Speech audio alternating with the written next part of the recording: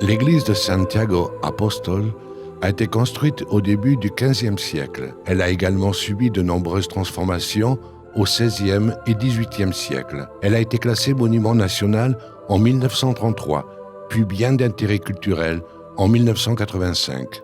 À l'extérieur, l'église se divise en deux parties clairement distinctes. La façade principale, qui se compose de la porte et la tour, et la chapelle de la Communion, ajoutée ultérieurement avec sa propre entrée. La porte principale a été réalisée dans un style gothique élisabétain, profusément décoré au goût de l'époque, dont on remarque la grande ouverture avec ses archivoltes et l'abondante décoration avec de grands motifs végétaux.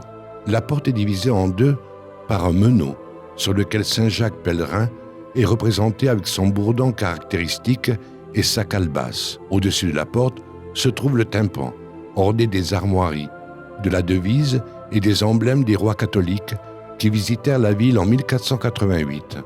De part et d'autre de la porte, on remarque deux pinacles qui l'encadrent, avec une succession d'arcades aveugles. Le couronnement de la façade, la fenêtre, la croix de Saint-Jacques et les corniches courbes ont été réalisés dans un style baroque.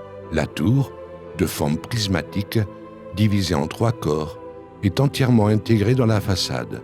La porte de la chapelle de Communion, de style baroque, se distingue par le mouvement généré par ses colonnes salomoniques et ses corniches en saillie. Au-dessus de l'arc de l'entrée, deux anges tiennent un ostensoir contenant la forme sacrée, le corps du Christ, et couronnant le deuxième étage, on peut voir la figure allégorique de la foi, les yeux bandés, levant le calice avec la forme sacrée, le corps et le sang du Christ. L'ensemble est profusément décoré de motifs végétaux et des symboles de l'Eucharistie, les épis et la vigne. L'intérieur se compose d'une seule nef avec des chapelles entre les contreforts. De la construction gothique primitive, on conserve les voûtes en étoiles, dont les clés arborent les barres d'Aragon, et une représentation de la Vierge de Monserrate, l'une des plus anciennes représentations connues. Au milieu du XVIe siècle, le maître-autel de la sacristie furent fortement modifiés pour donner à ces espaces le purisme et la simplicité caractéristiques du style Renaissance. On doit la conception de l'autel au prestigieux architecte Jerónimo Quijano, qui créa une sculpture particulière à laquelle on accède par un grand arc de triomphe. Cet autel est surmonté d'un toit carré singulier.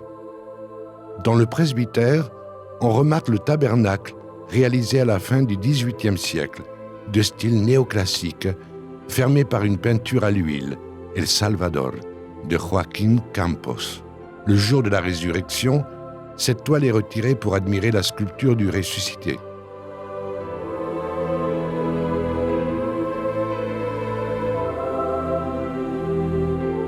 L'apôtre Saint Jacques, accompagné des évangélistes, couronne le tabernacle avec un apostolat entourant l'autel. Toutes les sculptures ont été réalisées en bois, taillées et stuquées de couleur blanche à la fin du XVIIIe siècle par José Pujol Rubio. Les spectaculaires stalles du chœur, combinant des marbres de différentes couleurs, ont été conçus par Antonio Villanueva. On remarque plusieurs chapelles dans cette église. La chapelle del Consuelo, présidée par un imposant Christ crucifié, un ouvrage de José Pujol Rubio. Ce Christ est l'image titulaire de la confrérie El Silencio. Sa sortie par la porte de cette église, lors de la procession, est l'un des moments les plus émouvants de la semaine sainte d'Orihuela. La chapelle de San José est décorée par un magnifique retable baroque d'Ignacio Castell qui contient la Sagrada Familia de Francisco Sarcillo. L'ensemble sculptural suscite une grande émotion religieuse. La douceur des visages, la complicité des regards et l'entrelacement des mains expriment l'union familiale comme seul Sarcillo sait le faire. Ainsi que la chapelle de la Communion, une œuvre de plus grande taille adossée à l'église primitive du début du XVIIIe siècle. La chapelle se structure comme une petite église, avec un plan rectangulaire et une coupole surmontée d'une lanterne. L'entrée de la chapelle possède une magnifique grille baroque ornée de motifs évoquant l'Eucharistie.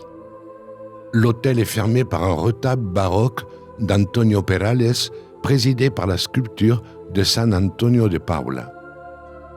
Au pied de l'église qui entoure l'ensemble architectural, on trouve le magnifique orgue de style baroque réalisé par Mathias Salanova et Ignacio Castell, qui se distingue par sa décoration soignée qui combine sculpture et peinture.